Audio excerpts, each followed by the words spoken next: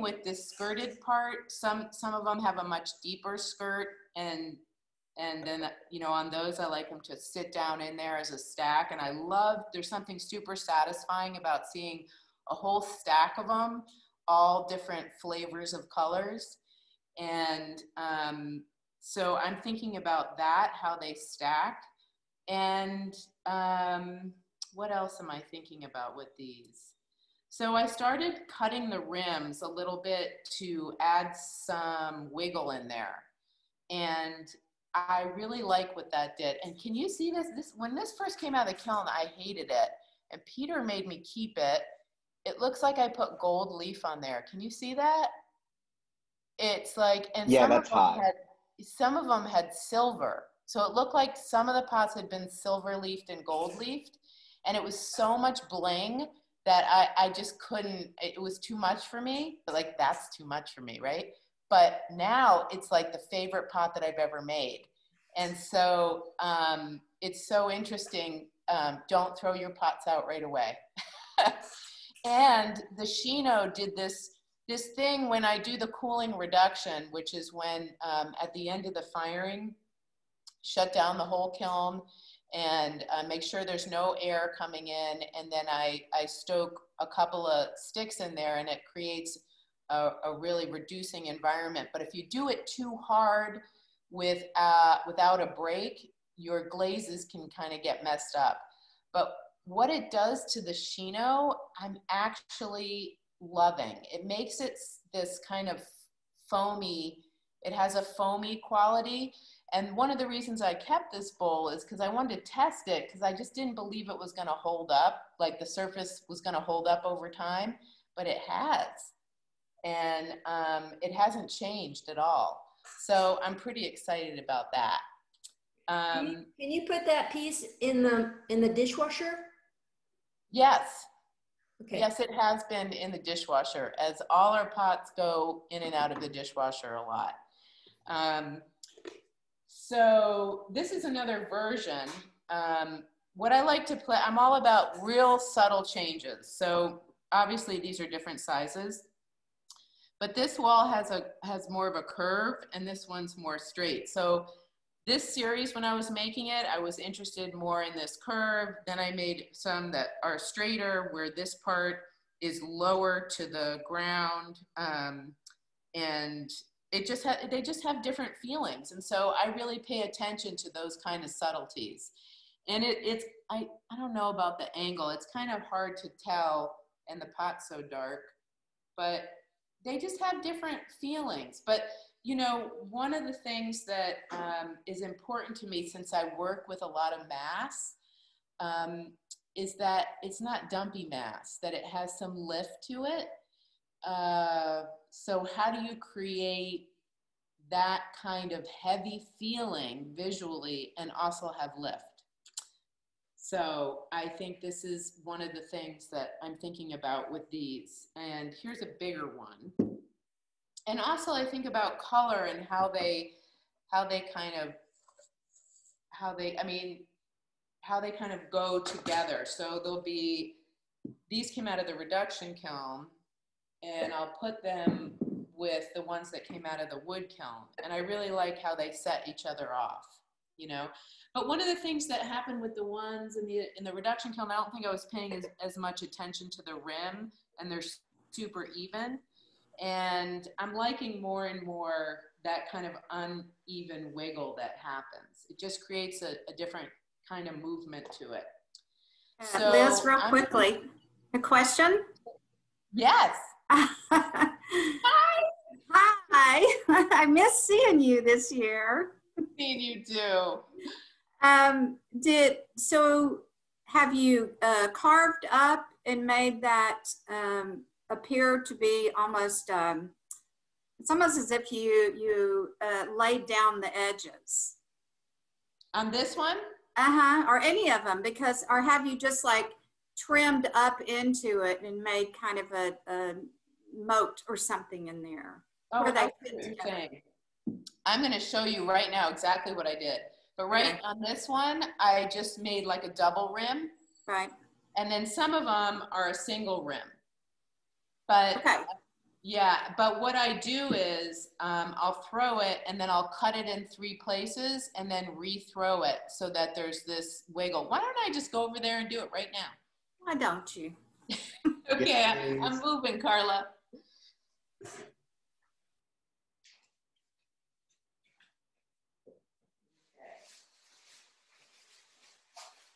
Let me find my, here we go. I'm going to bring the computer over. So I do, in the beginning, I usually weigh everything, so I just get a sense. If I'm wanting them to stack, I kind of need to have them a similar size and weight. And I'll just set my caliper at whatever that first one. Can everybody hear me okay? Yeah? yeah, we can hear you. Okay, good. So I'll just set that first, I'll throw the first bowl and I'll set my caliper so that the next ones that I throw will all have a similar diameter so that they'll stack pretty well. I'm not concerned with them stacking perfect. I just want them to set on each other nicely.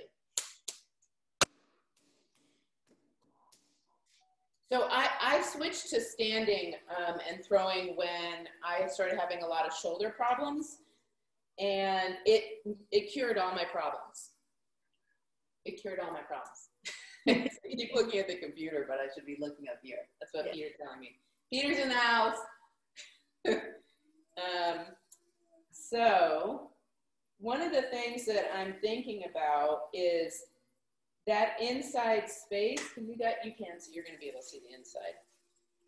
Sometimes I make it more curved, and sometimes I make it more dramatic, just out like that. And I did throw them both ways to trim, so we can see the difference. I'm like a really messy thrower. I'm not like a really persnickety thrower, as you can see. That's just, you know, honestly, that's just the way I am. This clay is a little stiff. I usually throw with my clay super duper soft, and I trim a lot because I have to leave a lot of support because the clay won't hold up because it's so soft. And I'm fine with that because ultimately my hands will suffer if I use clay that's too stiff a lot. So I'm just going down here. And I'm just gonna make a V coming up like that.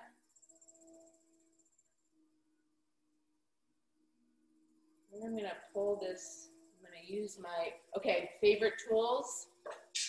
Boop. Those are my favorite tools. They're Cheryl ribs, yellow, red, and then a metal rib, like the one that's super cheap. Okay, so I'm just gonna keep pulling this up. And then I'm gonna start pulling this in. And I'm gonna make sure that I leave a good amount of clay where I need that indentation, because I've trimmed through a lot of them because I haven't left enough clay right there. I'm gonna make sure that clay is in that spot where the skirt is. And that's something I like to play with. You know, like I said before, how deep that skirt is and all that kind of business. So I'm gonna go back in here.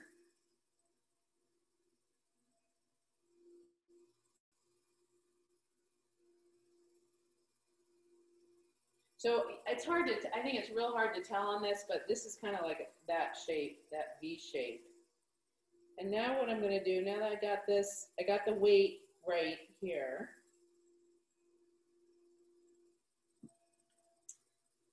And now what I'm gonna do is I'm just gonna take a wire and I'm just gonna go, and I could really do this as many times as I want on the rim, but 3 seems to be enough wiggle for me.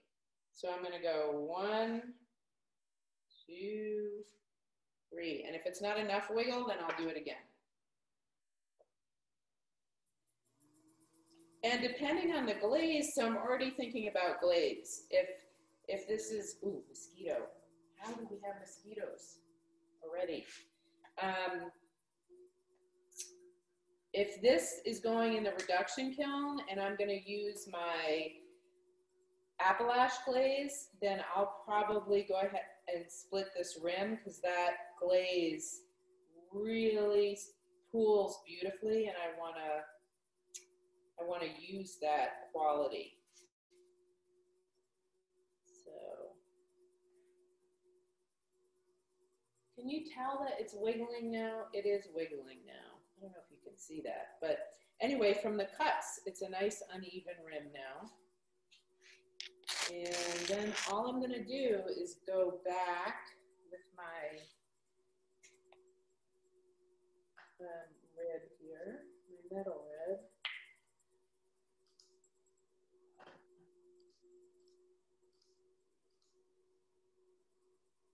I'm just gonna squeeze that together a little bit.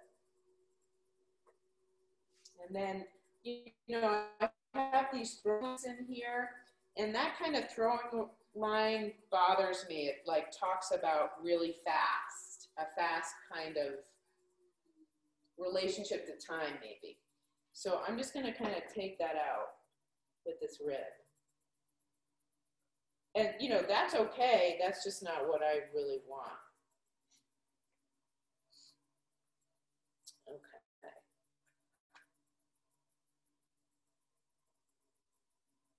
Susan, did that answer your question, seeing that?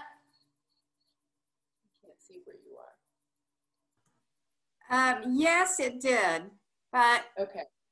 I was also kind of thinking about the skirt and how you undercut that. And I'm assuming some of that is trimming.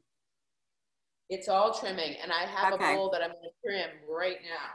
But what I do is I'm coming in with that wooden knife, and I'm just taking off some of this so that when I trim, it's a little bit clearer where I'm going to do that. So I'm going to do it right in here on this particular bowl. So I'm going to take this off, and I'm going to put my trimming pad on.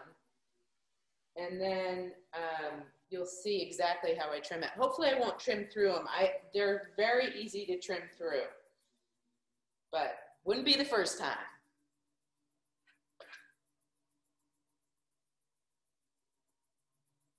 And I'm just, in running my rib across the side like that, I'm just making a kind of a slower wide mark. Okay, and then this goes through here and then gets taken off like that. I'm just gonna put this over here, and I'm gonna grab my, where it is, oh, here it is. I'm gonna grab my trimming pad. Just 1 second.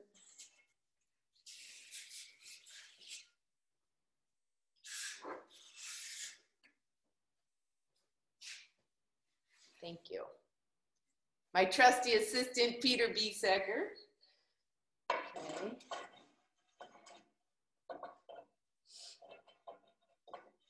I'll just take a second. These foam bats are so great. I really need to make another one. Maybe one for porcelain and one for stoneware. That bat has seen a lot of love. Right?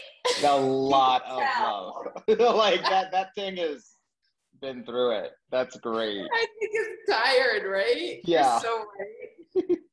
I mean, I can't remember having another one. It's a little crazy. Okay. So that's impressive. Let me see which one has the most skirt on it for me to trim. I think this is a good one. So I like trimming on the bat because you don't have to put stuff on it. The rim is protected, and if the rim is uneven, as you press down, it kind of equalizes it.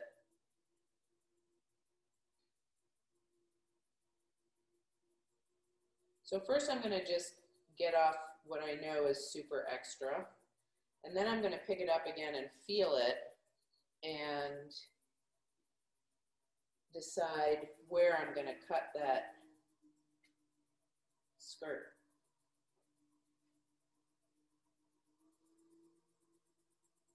Feels like something's in the clay here, but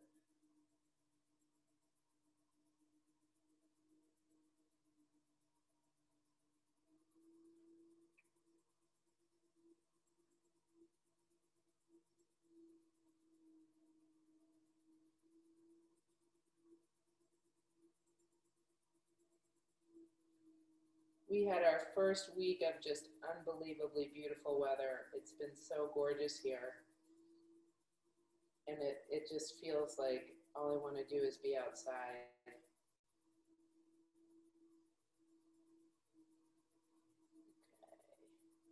Okay. There is something in that clay, but thankfully I have another one I can trim, but I'll go ahead and try to make this work. But the mosquitoes did hatch for the love.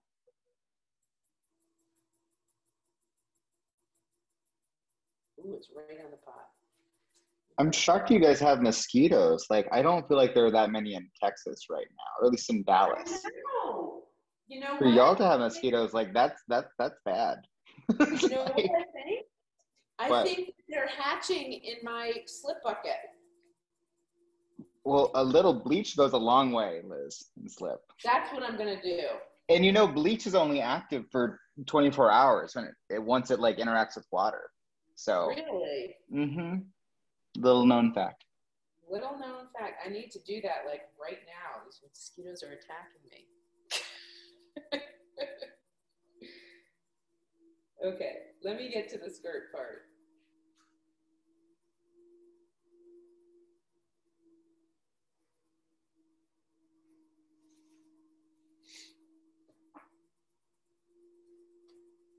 I'm going to switch tools. Sometimes the trimming tools, after you use them for a long time, they get divots in them, and it's like trimming a texture into my clay because of the divot. That's also a very worn tool. Okay, so this is the easiest way to do it, is just take this is like a triangular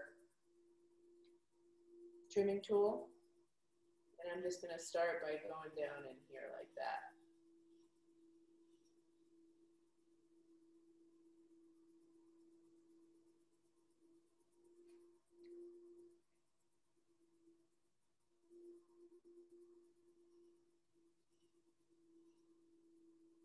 But I am going to pick this up because I'm not quite sure how much I have in there. How much clay, I mean. That's another nice thing about trimming on a foam bat.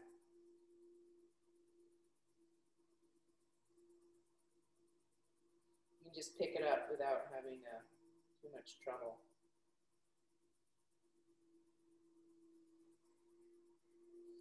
The other thing that I do is after I've trimmed, when I get the final trimming, I run the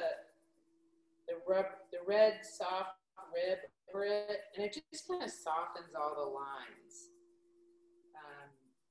But it makes a big difference, those subtleties.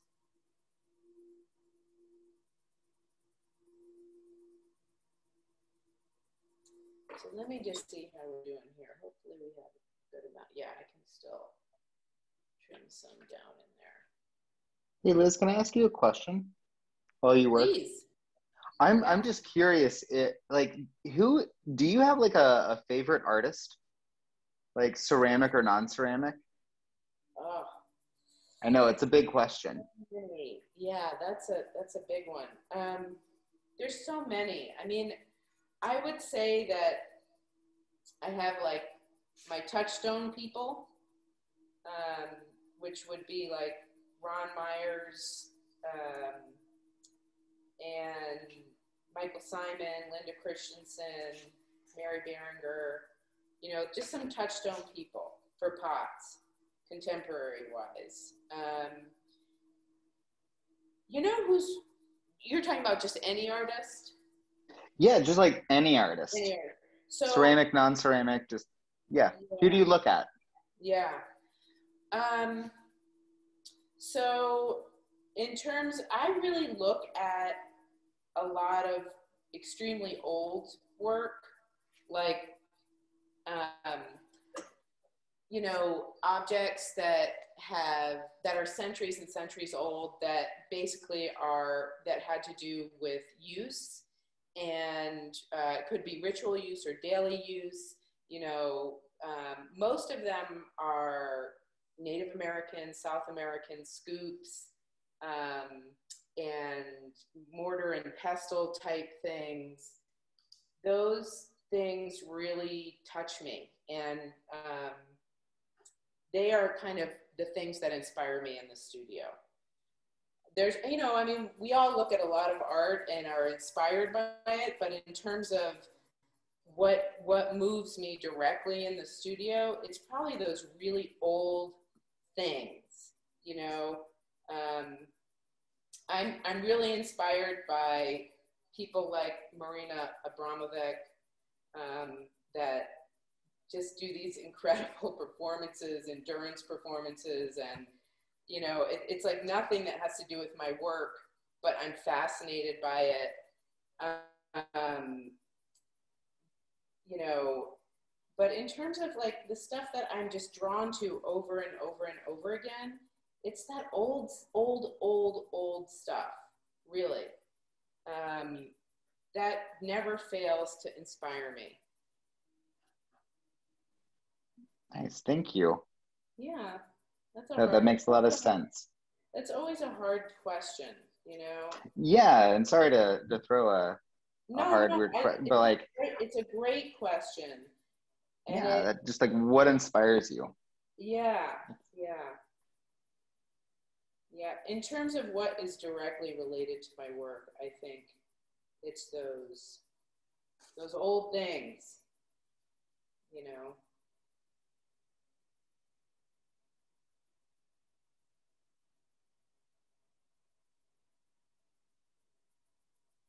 Anyway, this is kind of a plump one. So I'm just going to run this down here and create a little bit more of a skirt there.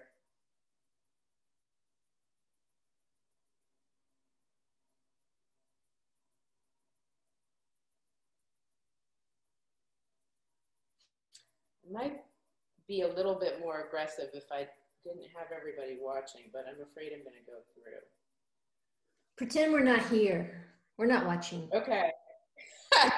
Yeah, which is super easy to do.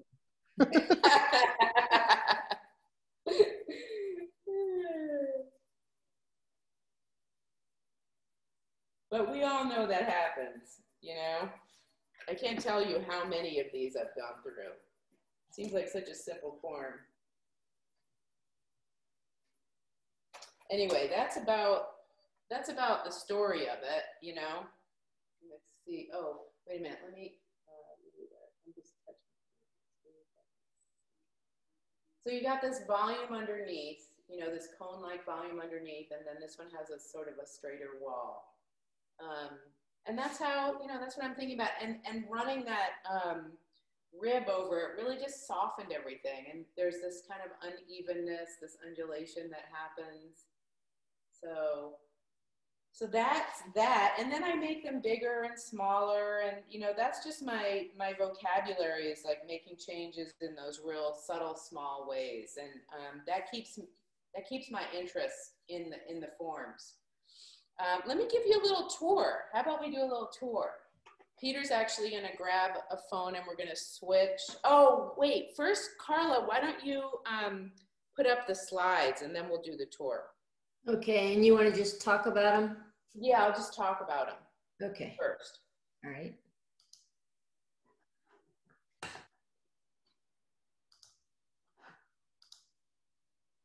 So this is the wood kiln. We were going to tour you out there, but I think the Wi-Fi isn't that great out there. So I just took some pictures of the showroom and the kiln so you could see.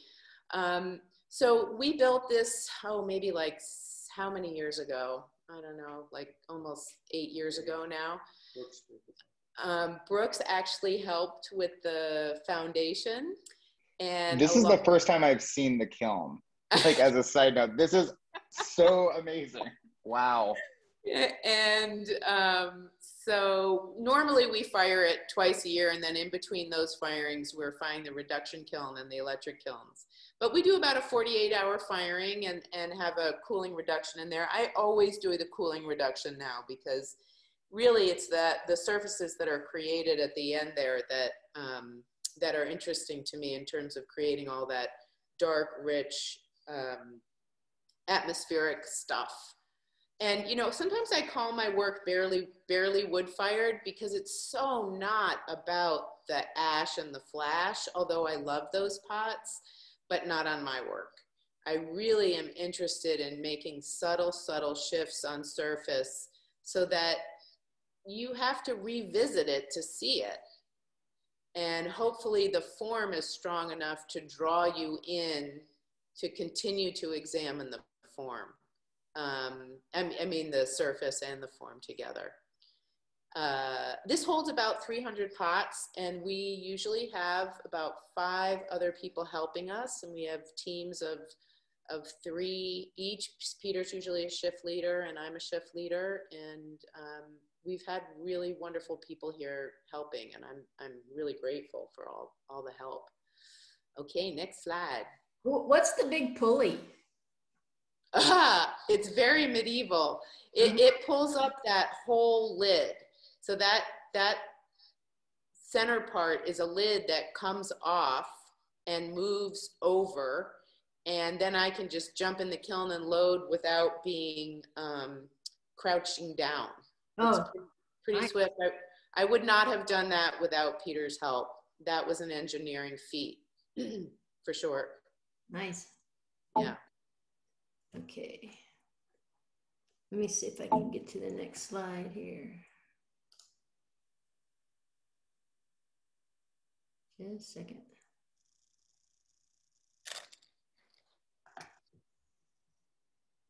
There you go. So, this is just more about the firing. That's Peter firing his kiln. And I feel really lucky that we have both these kilns, because I'm learning so much from firing the reduction kiln about what's so important to me in the wood kiln, because I keep trying to layer slips and glazes in a way to create these same feelings that I'm getting out of the reduction kiln. Aside from 1 or 2 glazes, I'm putting soda ash in the glazes and dipping them in all kinds of things that hopefully will create more atmosphere that I'm looking for. But it's great to have the opportunity to do that. Okay, next slide.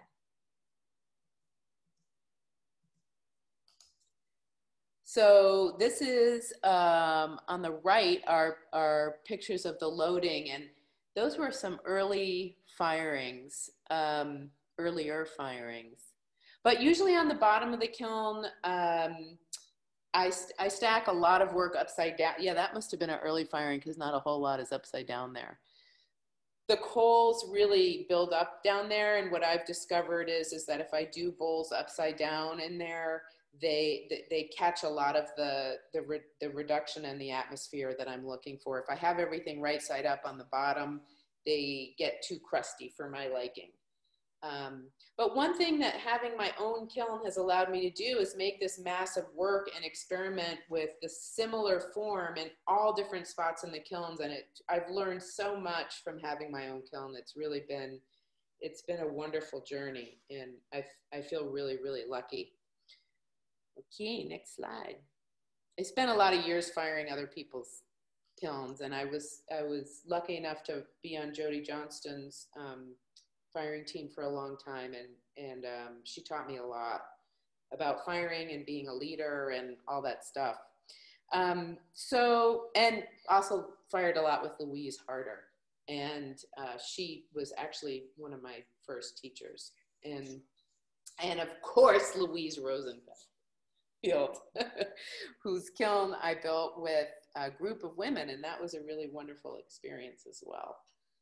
So this is our dog Leroy, and he is welcoming everybody into the ceramic studio. We have a showroom, and then, like I said before, normally I teach classes, and that's a really important part of what we do here, and welcoming people here and teaching them about what we do, and also that they can do it too. And it's just a real community builder kind of thing that happens here that we love.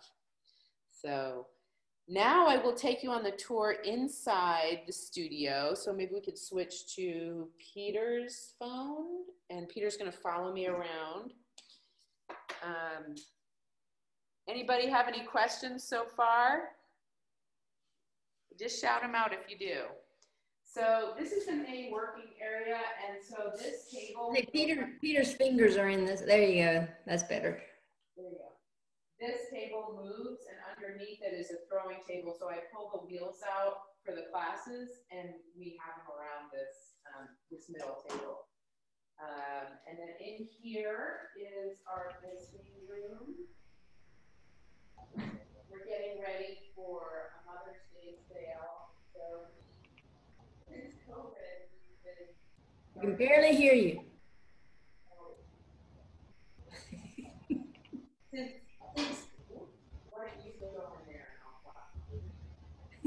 Since COVID, we have been doing a Mother's Day sale on the road, and Peter built these really great shelves that are just at the height of a car.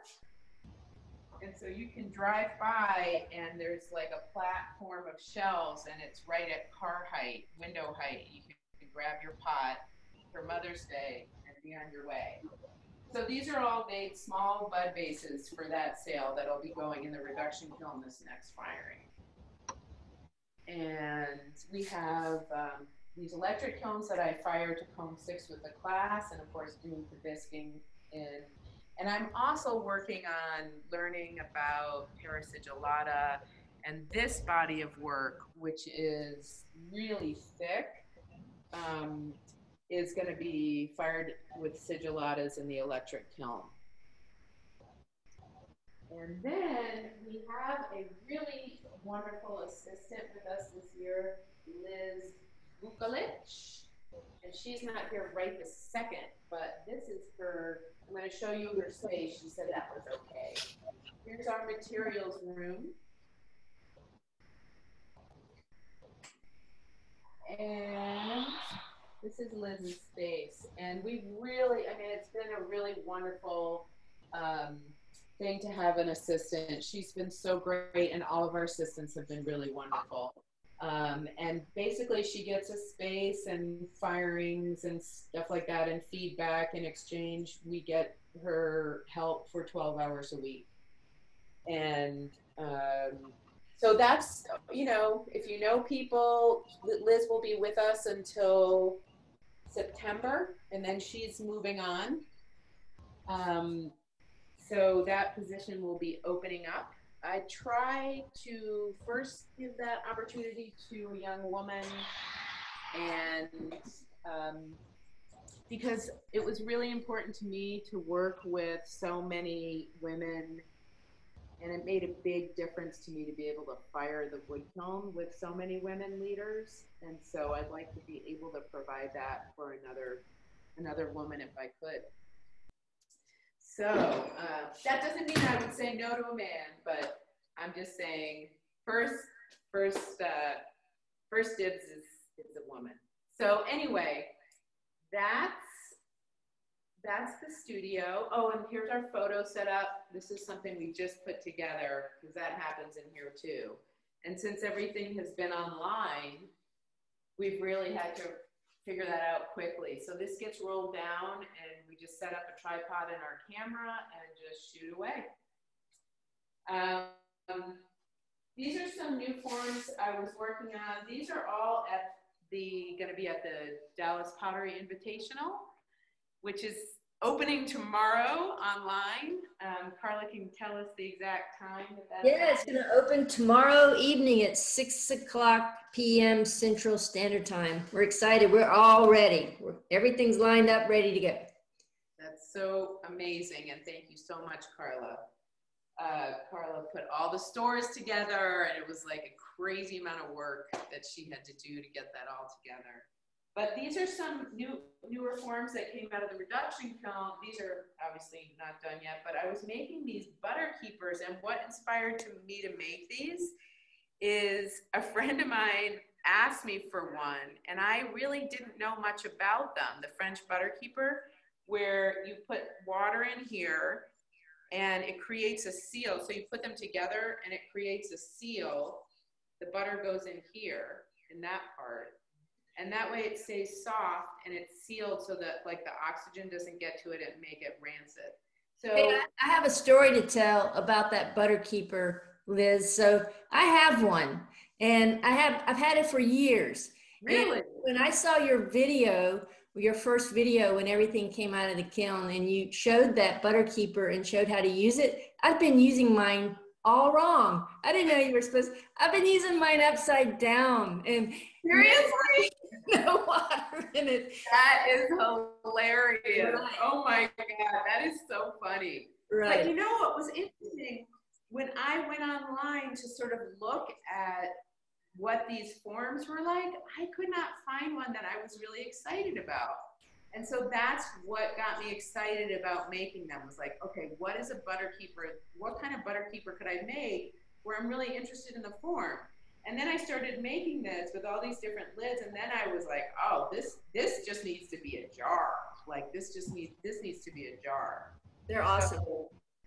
So anyway, Liz, this is the next iteration of them down here, where it's just a jar, not a butter keeper. So Liz, yes. Deborah Berry. Hey, How you doing? good. How are you? When you picked up that butter jar, I had to tell you that I had made some a couple of years ago and gave them all away as Christmas presents. And we were visiting one of the friends I had given one to. And my husband said, well, why don't we have one of these? You need to make us one. And I said, I am not making that form again. And when I walked into Louise's garage and there they were, I said, I'm not leaving without one of these. So I have your butter keeper in my house now. That's great. And my husband is thrilled. That's a great story. Thank you so much. I'm really enjoying making them. Here, why don't we put this back here? I'll sit down. Anyway, yeah, I wasn't expecting to enjoy making them because they seem kind of fussy, and I'm not really a fussy kind of potter, but I really am enjoying making them.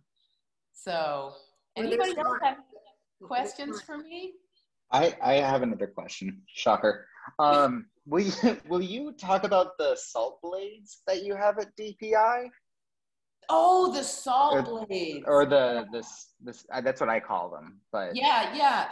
So I originally did call them salt blades, and now I'm sort of seeing them also. They could be for spices too.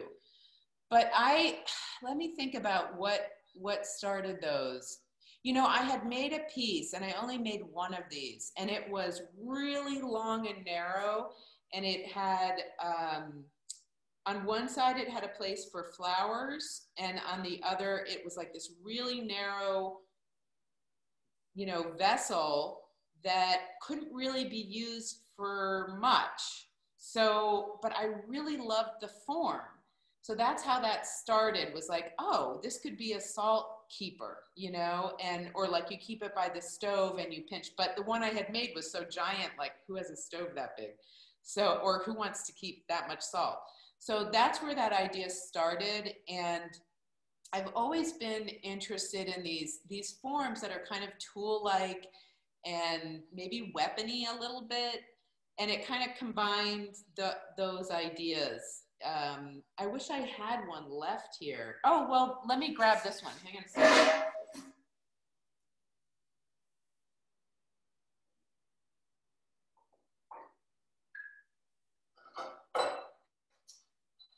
So these are a couple of them out of earthenware. There's that one. And then I made them out of porcelain because I couldn't figure out the whole earthenware thing fast enough. So I really love, one thing about the reduction kiln, I love the porcelain raw in there. It is so beautiful and sensuous. To me, it just doesn't need anything. I do wipe a little glaze on there and wipe it off. And I did use this one Celadon, which was just so unbelievably rich. But but anyway, does that answer the question? That's kind of where it came from. Yeah, it does. Thank you. They were a new form that kind of like, it reminded me of other things I've seen of you. It has like very much your like visual vocabulary within it. And I really loved the spoon interactions, especially with a couple of them. Like they sat so perfectly on like the edges and things. So anyhow, I really enjoyed seeing those at Louise's. Thank you. You know, they're kind of like this mini trough. I mean, I love troughs and scoops and those kinds of forms. And so they're kind of on that idea on a different scale and a different iteration for sure. It's definitely my language. It's definitely my language. So. Thank you. Else have any questions? I can show you some things that I have. Oh, Peter's bringing over. I'd like to show you some things that I just have around. This is kind of interesting. So, well, this is a tool that is a grain scoop. And it sits on my wall directly across from where I throw. And these are the kinds of forms that I'm really interested in. As I fall over everything. So I'm interested in the way the edges are and how they, how these connections happen, just how worn it is, of course that iron surface I love.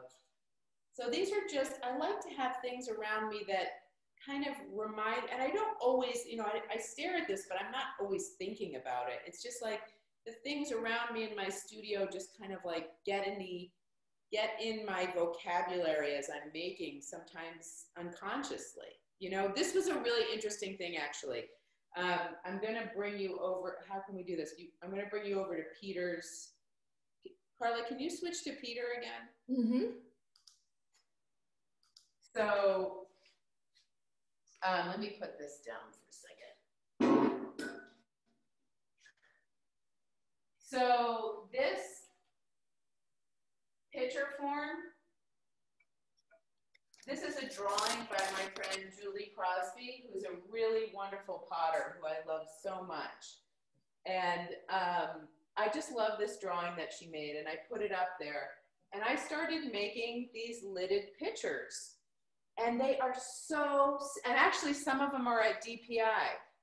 And I didn't even realize it till they came out of the kiln, and I had some pictures set out very close to this table in this picture, and I looked up and I was like, oh my goodness, that's Julie's, it's her drawing. And so it was this nice collaboration that I don't even think she knows happened, but it was just one of those ways of being influenced by images and things that are around you in the studio, and you're just not even really aware of it. And underneath that is I was saying that I had this collection of plumb bobs. I also really love locks, and they're the way that this is actually a lock that my parents got, and my mom had inscribed the Lurie lock, our love forever. And so I've always had a thing for locks, and they're also kind of a basket form. So I think about that in my work and how the handle, relates to the form and things like that. That's cool. So, and I have a collection of tools along the windowsill that keep me thinking. There's a Mary Berenger sculpture. I love Mary's sculptures. And we have kind of a similar, I think, love of tools and old things like that. But I just love this piece of Mary's. like a horn or a tool or just not, I like the ambiguity of that. And I think that that ambiguity leaves room for us to imagine. And I love that. This is actually a tool that was made by a friend of ours. There's lead shot in there, so I don't use it anymore. His name was Kelly Cowan. He was an incredible potter. Unfortunately, no longer with us, but he made this tool for me, and you can tell how used it is. This is all the clay caked up on it. I wish I had another one of these, but I won't use it because I'm worried about the lead. But I think it's such a cool object. I think it's such an interesting, cool object. So anyway, those are some things. And I always have a shelf of pots here. They're all dirty, but there are things that I'm working on now, ideas that I'm working on for cups. And this is like 3 different firings and 3 different iterations of a similar idea. And different surfaces that I put on them and see how it changes the form. Similar cup, different surface, what changes. And you know, this cup, and I have a whole bunch of these at DPI. When you put black, I was using a black slip that gets just a little bit wet in the reduction kiln. I just love the way that it is. I think it's very sexy with this kind of matte, it's actually kind of satiny green. And I sent all the best ones to DPI, but I think I have an example of just what that black looks like. It's just really, actually, this one isn't a great example. Like I said, I sent the good ones to DPI. But it's just really nice how they go together, and the difference between the way that looks and a cup that's just the bare clay, it makes all the difference to have this black slip on there interacting with the glaze. It just looks so much more finished and considered. I think particularly because I'm trying to cover up the clay because I'm not that fond of it in the reduction kiln on its own. That's one of the things I miss about the wood kiln. But I'm headed back there in a couple of months. So anyway, I think that is what I have for you this evening. I'd be happy to answer any questions that you have. Let me know if you have any questions, or if you think of questions, you know, later tonight and you just think, oh, I wish I'd asked, just shoot me an email. Yeah, I really enjoyed seeing all your pieces of inspiration. I think that's cool how you incorporate those into your forms. Thanks. Thanks for showing those. Thank you. Thank you. Anybody have a question? Surely somebody has a question. I'm looking at the chat. Any of my students Yeah. What that are here? Julie wants to know what city you're in. Where are you? That's a really good question. We're south of Syracuse, but we're in a tiny little town called Chittenango. Our address is Chittenango, New York. Chittenango. Wow. Yeah, it's south of Syracuse, about a half an hour, and we live way out in the country. So. And you've got decent internet. Yay. Yay, exactly. We need that internet for sure. Great. Well, this has been awesome. Can I ask a quick question? Yeah. One last quick question. Hi, Liz. Hey. Thanks. We were wondering if you feel like the throne functional work and the sculptural work, like, are those exclusive, separate? Like, are they separate? Are you constantly kind of going back and forth with those type, with hand building and throwing, and sort of like how you navigate that when you're working in the studio? Do you dedicate a day? Yeah. Question. I wish I could see who's speaking. Who is speaking? That voice is so. Is that Elisa? Oh yeah, it's Elisa. Sorry, I didn't say who I was. Oh my God! Hi. Oh, thanks for joining. That's a great question. So the question was, how do I think about them separately, or do I kind of, is it all one thing in my head? Mm-hmm. Yeah, I mean, and like, are there days when you're I'm sure I'm sure it flip-flops, or maybe it doesn't. You can't, like, are there days where you're just throwing pots all day, and like, kind of what are this, you know, how that, you know, are there certain mindsets that you're in where you feel like motivated to do one thing or the other? Definitely. Well, now some of it is dictated by my hands in terms of like how much throwing I can do in one day. And I don't really separate. Actually, I like to be working on both at the same time. I think that's more the question. Like, I like to have, you know, a board of pots to work on, and then I like to have a couple of these more sculptural trophy things going, because the rhythm is really different of both of them. And I like to be able to go back and forth, because if I'm feeling frustrated with one, I can go to the other, and they're very different. They're very different rhythms. So yeah, that's a good question, and I like having both of them go. Usually I have both going at the same time. Right. Yeah. Well, right. There's so much like diversifying happening in lots of people's studios. So yeah, it makes sense that that's like, yeah. And actually, I just threw a bunch of hump molds that I'm going to be using more, which it's like one of those things that I've been putting off and putting off, because I really want to do more hand building, and I think that's going to be easier on my hands and stuff. And I just want to. I always want to do both, but I feel like moving to hand building a little bit more will help my body. But also, I do find that no matter what form I'm working on, if I'm hand building, my brain works in a completely different way when it's not on the wheel.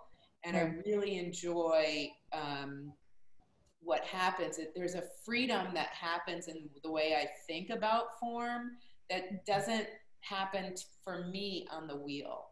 It's interesting. Right. Yeah. And watching you make that bowl, you can notice that there's strong intentions with many of the things that you were doing, but it was very like, there was a balance between the tool being the wheel and you, but you could almost see that as being a hand built bowl, you know, with other tools like a hump mold or something. But yeah, but it's great to watch you throw, because there's like, yeah, you're really intentional with like so much of your actions on the wheel. It just doesn't even, but you're using the like centrifugal part of it. So anyway, I just thought that was interesting. Yeah, it's almost like, yeah, you're totally right. You're totally right. And I'm really excited to use these hump molds and to see where the work goes with them more, and to see how that changes the rhythm, because there is something about making a whole board of something right away that's so satisfying. You know, make 15 of these, and then you stack them up, and there's just a joy in that kind of abundance for me, and knowing I'm going to put, they're all going to have different slips, and it's just going to be this kind of rainbow of color. I mean, rainbow for me is like rainbow within earth tones color. And it's just very sad. There's something really satisfying in that. And then, the slower, what happens with the hand building is just so much slower. It's a different kind of satisfaction and a different kind of thinking through ideas in a different way. Nice. Hey, Melissa has a question. She says, how long did it take you to acclimate to throwing standing up versus sitting down? And what was the biggest challenge in switching over? It was a couple of months before I really felt comfortable. And the biggest challenge in switching over was just that. It was just making that transition. But really, I have no problems in my back now. I think largely because of that switch.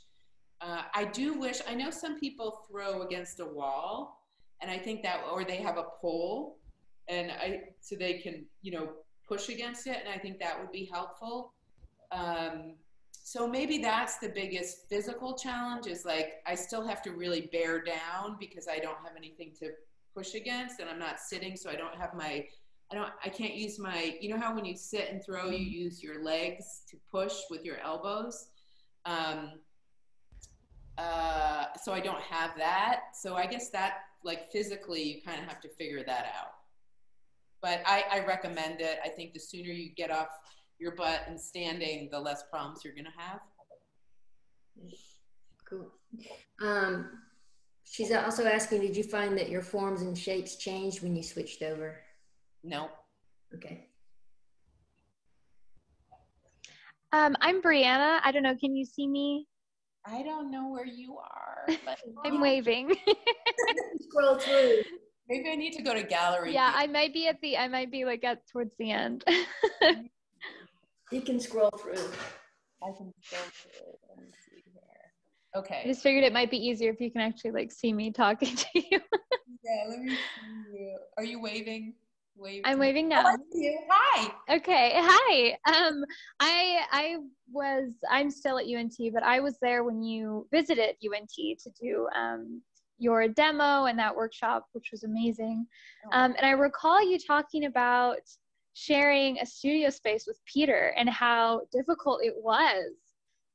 So hearing you talk about surrounding yourself with objects that tend to just inspire you when you don't even realize it, would you talk about how if you see any kind of inspiration happening between y'all, considering your work looks so different? Yeah, that's a great question. Yes, I mean, I can't speak for Peter, although I've heard him speak about it. And he's here, so he could say something about it. But I know that working with Peter has really affected, I mean, not working directly in the studio, but just having a life together has really brought my attention to certain things in my work that weren't things I was necessarily paying as much attention to, that are really strong in his work. Like his attention to detail is, like kind of unparalleled in my opinion. And his aesthetic is really different than mine, but that doesn't mean that I don't have an affinity for it, And so, yes, I think we really do. We have a big conversation about weight going on between the two of us. And yeah, so our work really, I mean, I think we have affected each other for sure. Peter. Yeah, sorry. I was going to say, on that note, do you find that you're attracted to work that doesn't necessarily share the same characteristics as your work, or are you attracted to work with weight? That's a great question. So I have this cup. This is a Mike Halke cup. And if I could live inside his brain for like 5 minutes, I would like to. Okay, this work could not be more different than my work. And I love his sensibility. I love how casual he is. I love the way he uses color. And I tried to be a casual potter for a really long time. And it wasn't until I gave that idea up of being this sort of casual potter, and by that I mean this, like how casual this was put together, that I really started to find my own voice. But I love and admire this work, and his use of color, the way he uses it, like, and I tried this. I remember when I first got this cup, I was working on something. I was like, I'm just gonna put some color on it. And I put my thumb in some yellow underglaze and I put it on there because I was looking at this guy. I'm like, I'm just gonna put it on there like that. And it just felt wrong, but I was really glad I tried it. But I really appreciated his work. And, I love the work of most people's work is really different than mine, I mean, no, that's not true. I have admiration for people in my, vocabulary too, or style, but Mary Louise Carter, Peter, Jen Allen. I mean, there's just so many. I mean, all the DPI artists, of course. we have a real variety of work in our house, and I learned so much from it. You know, even if it's not something I'm interested in incorporating into my work, it makes me think. It makes me think about, you know, color in a different way or weight in a different way, or it challenges me, you know, having work that's so different than mine around. I think it's really important to do that, not just surround yourself with work that is in your vocabulary, if you know what I mean. Yeah, well, thank you. I appreciate it. Yeah. Thanks for the question. Well, we're at an hour now, so maybe if anyone else doesn't have any more questions, wait, there's one.